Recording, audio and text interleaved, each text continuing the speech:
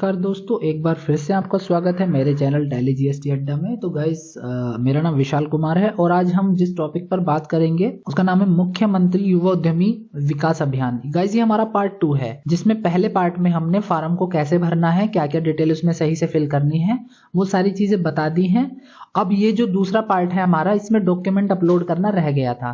तो गाइस जिसने हमारा पहला पार्ट नहीं देखा है, पहले वो पहला पार्ट जाकर देख लें। उसमें सारी चीजें एक एक करके बताई गई हैं, बहुत ही अच्छे से समझाई गई हैं। और दूसरे पार्ट में हम बताएंगे कि जितने भी उसमें कागजों को अपलोड करने के लिए कह रखा है, वो कागज कहाँ से मिलेंगे, कैसे होंगे, या फिर किस तरह से उनका साइज बनेगा, सारी चीजें आपको इस पार्ट 2 में बता दी जाएगी।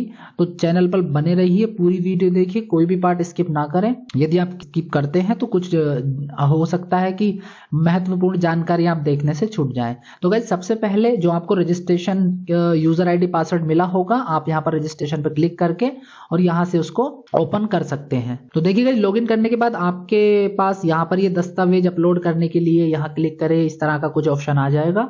लॉगिन होने के बाद इसमें हमारा जो पिछला पार्ट हमने बनाया था, उसमें सारी जानकारी हमने देखो यहाँ से फिल करनी बता दी थी। सारी जानकारी को फिल कर सकते हैं। जिसने पार्ट पहला नहीं देखा है वो पहले पार्ट पहला जाकर देख लें, उसके बाद हमारे सेकंड पार्ट में जाके लॉगिन करें।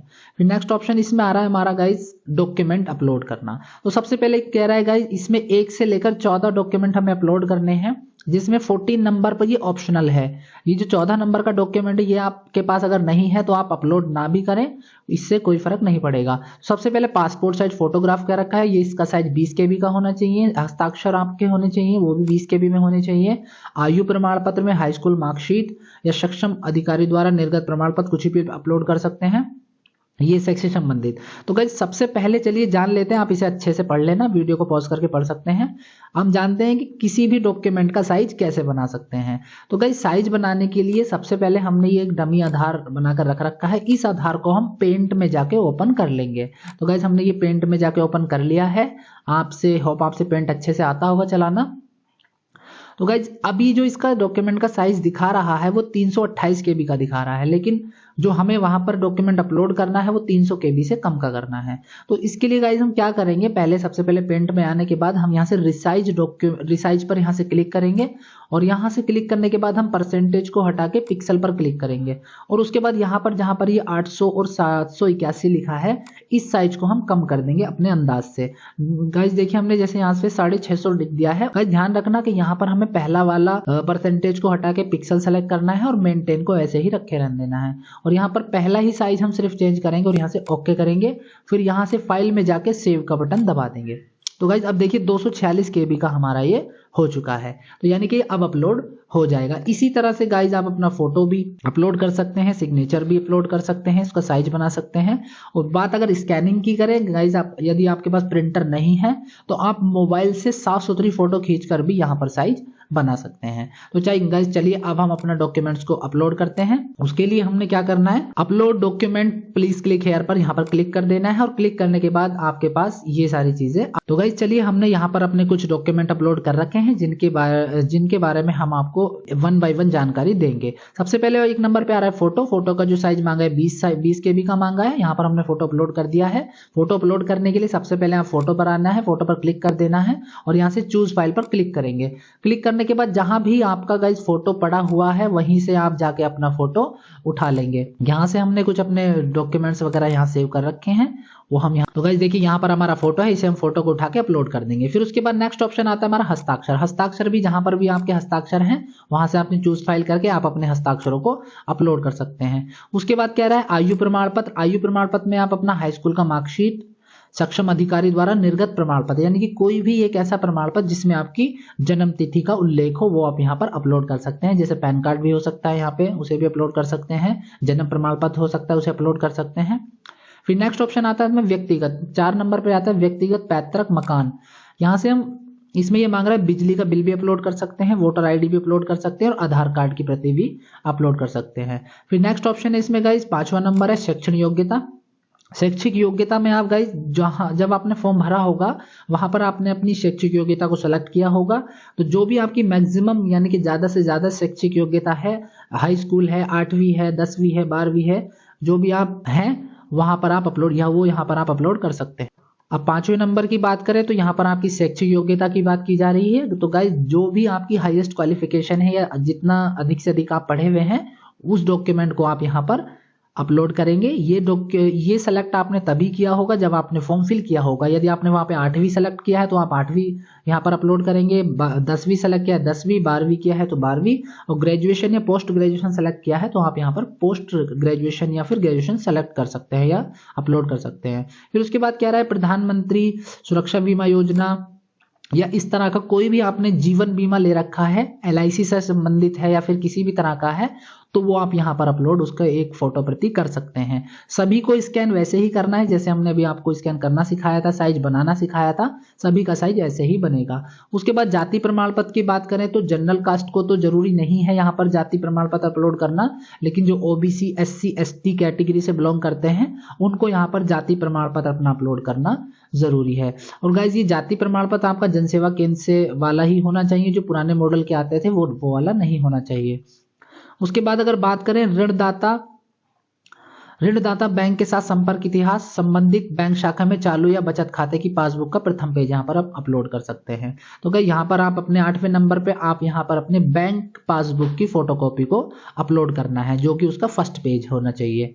फिर उसके बाद अनुभव का प्रमाण पत्र, यहाँ पर आप एक्सपीरियंस लेटर अपना अपलोड कर सकते हैं। गाइस जिस भी कार्य के लिए आपने अप्लाई किया है उसमें आपको क्या एक्सपीरियंस है या उसका कोई प्रमाण पत्र है तो वो आप यहाँ पर अपलोड करेंगे। गाइज अगर यहाँ पर अनुभव प्रमाण पत्र की बात करें, यदि आप ब्यूटी पार्लर का काम करते हैं तो आपके पास ब्यूटी पार्लर का कोई भी सर्टिफिकेट है वो आप यहाँ पर अपलोड कर सकते हैं। यदि आप कंप्यूटर वर्क करते हैं तो कंप्यूटर से रिलेटेड जो भी आपके पास अनुभव है वो आप यहाँ पर अपलोड करेंगे। फिर नेक्स्ट ऑप्शन आता है यहाँ पर गाइज हमारा दिए गए पते पर कब से निवास कर रहे हैं।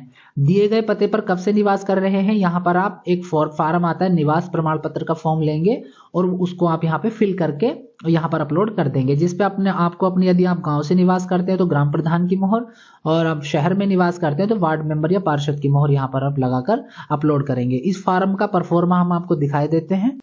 तो गाइज वहां पर जो आपको निवास प्रमाण पत्र या पार्षद वार्ड मेंबर द्वारा अपलोड करना है वो उसका फॉर्मेट कुछ इस तरह का हो सकता है। यदि आपको चाहिए तो आप यहाँ से इसे प्रिंट कर सकते हैं या कमेंट में हमें बता सकते हैं, हम आपको PDF इसकी सेंड कर देंगे या डिस्क्रिप्शन में इसका लिंक हम डाल देंगे, वहां से आप इसे डाउनलोड कर लेना। तो गाइज इस तरह का निवास प्रमाण पत्र का फॉर्मेट होगा जिस पर आपको यहाँ पर अपने वार्ड मेंबर या ग्राम प्रधान की मोहर लगवा लेनी है फोटो सहित।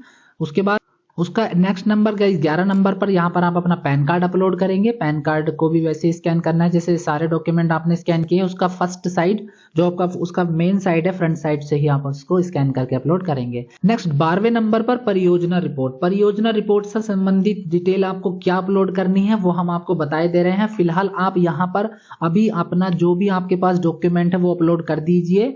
परियोजना से संबंधित नहीं भी है आपको आधार कार्ड पैन कार्ड जो भी है वो आपको अपलोड कर देना है। फिलहाल अभी आगे बने रहिए वीडियो में। यहाँ पर क्या अपलोड करना है वो हम वापसी में दोबारा इस पे जो फॉर्म को एडिट करेंगे वहां से डालेंगे। फिर उसके बाद आ रहा है स्व प्रमाणित घोषणा पत्र। स्व प्रमाणित घोषणा पत्र गाइज यहाँ पर आपको स्व प्रमाणित एक अपने हाथ से लिख के कि मैं घोषणा करता हूँ कि मेरे द्वारा जो भी जानकारी दी गई है वह सत्य है, और अगर वो जानकारी गलत दी जाती है तो मैं उसके लिए अपने स्वयं जिम्मेदार रहूंगा या रहूंगी। इस तरह से आपको एक पेपर पर लिख के या फिर एक परफॉर्मा डाउनलोड कर सकते हैं। अगर आपको परफॉर्मा चाहिए स्व प्रमाणित घोषणा पत्र का तो आप हमें कमेंट करके बता सकते हैं, हम आपको उसका PDF डाल देंगे कमेंट बॉक्स में।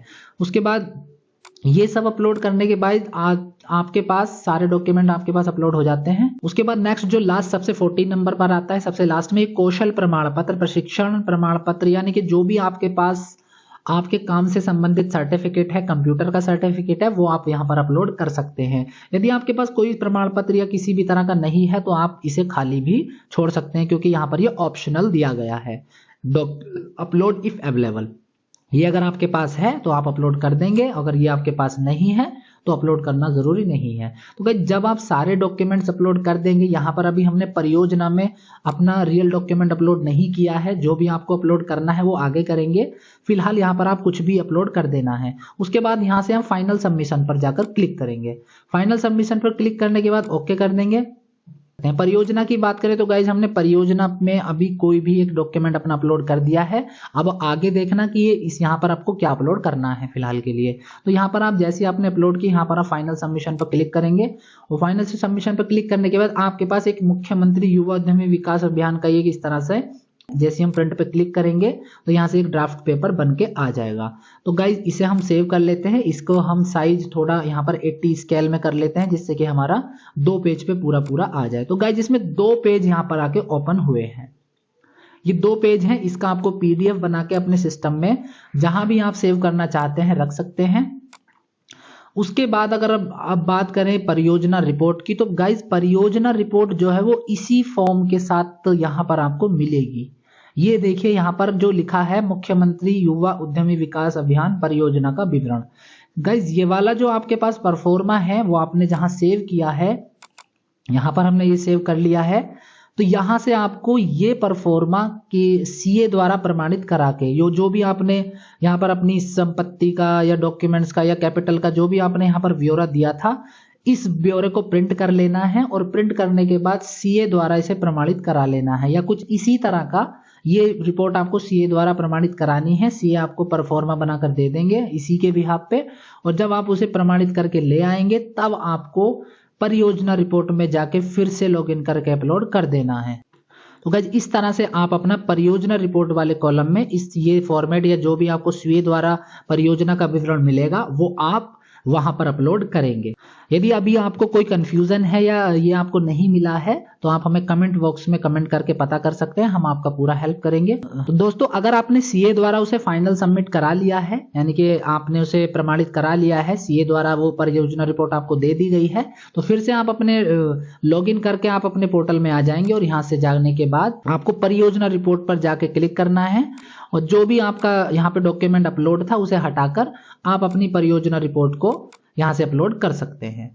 तो गाइस इस तरह से ये आपका पूरा फॉर्म फाइनल सबमिट हो जाएगा। फिर आपको यहाँ पर आके फाइनल सबमिशन पर क्लिक कर देना है। फाइनल सबमिशन पर क्लिक कर देने के बाद दोस्तों आपको कुछ इस तरह का परफॉर्मा मिलेगा। तो दोस्तों जैसे हम फाइनल सबमिशन पर क्लिक करते हैं, फाइनल सबमिशन पर क्लिक करने के बाद आपको कुछ इस तरह का परफॉर्मा मिल जाएगा।